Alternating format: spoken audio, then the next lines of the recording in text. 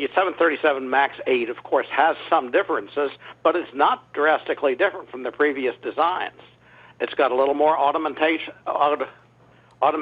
in there than the other ones do.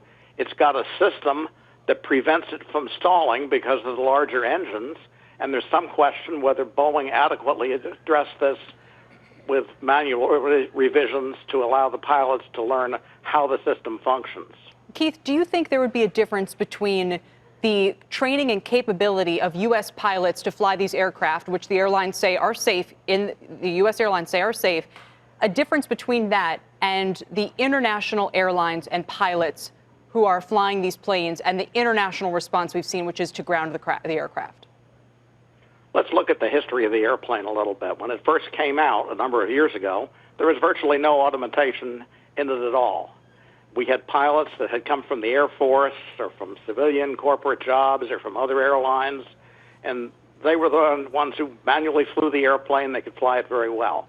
As the airplane progressed, it became more and more automated, and the purpose of this was to allow people with less actual hands-on flying experience to be able to operate it safely.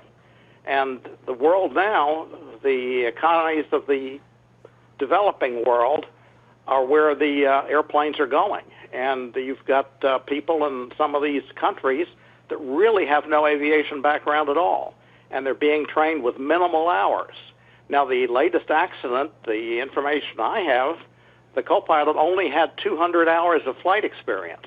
That would never happen on an American airline.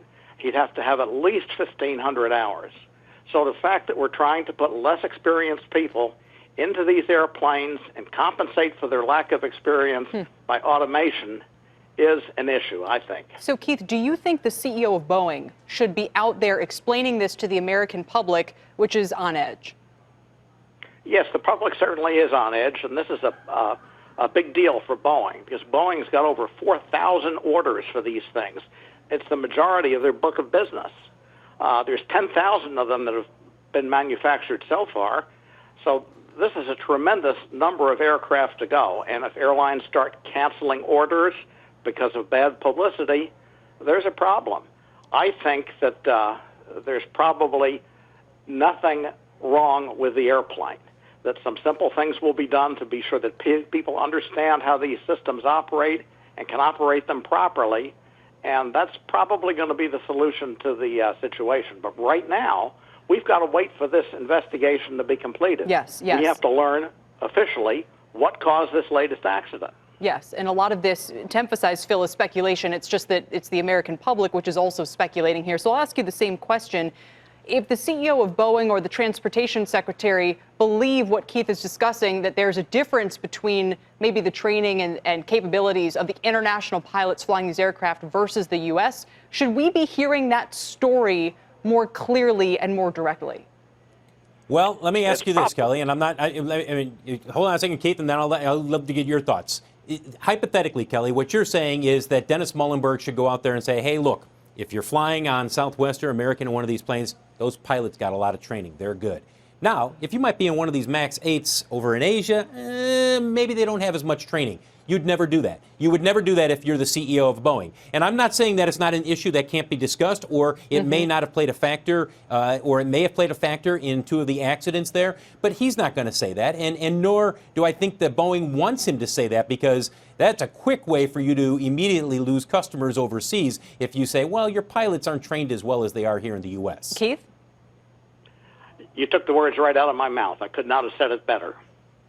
Keith, if that's the case, what are international flyers, who include a lot of Americans all the time, of course, supposed to think? Because implicit in all of this is that there is some training problem with pilots behind these aircraft. Are we talking about more disclosure? Are we talking about a narrow problem or a broader one? Well, I think it's becoming a broader problem as these airlines develop and the proper training isn't accomplished, and they're forced to put people in the cockpit that really don't have a good aviation background. I'm not sure there's an easy solution to it. You can't easily buy experience, and it's experience in this case that counts. Phil, we'll give you the last word. Kelly, one last thing to play off of what Keith is talking about. We do this report I'd say 3 times a year, that Boeing, as well as Airbus and others in the airline industry, they put out a forecast in terms of here's how many pilots we're going to need over the next 20 years. It's an astounding number. And we've done stories about efforts to train and recruit people to become pilots. This is the issue that we're facing. More people in the world want to fly. So as more people in the world want to fly, you're going to have a greater demand for pilots. And that's just the way it goes. And one last thing, Kelly, I understand the questions you're asking. You need to ask these questions. We still don't know what caused the Lion Air crash. Absolutely. We don't know if it was pilot fault. You're right. And we don't know what happened with Ethiopia either. Yes, it's absolutely true, Phil. And it's, you know, I know we kind of have to speculate here because, again, there are people boarding these aircraft all the time who want these questions answered to the best of our ability. But the most important thing is to learn more about exactly what's been happening here. Thank you both.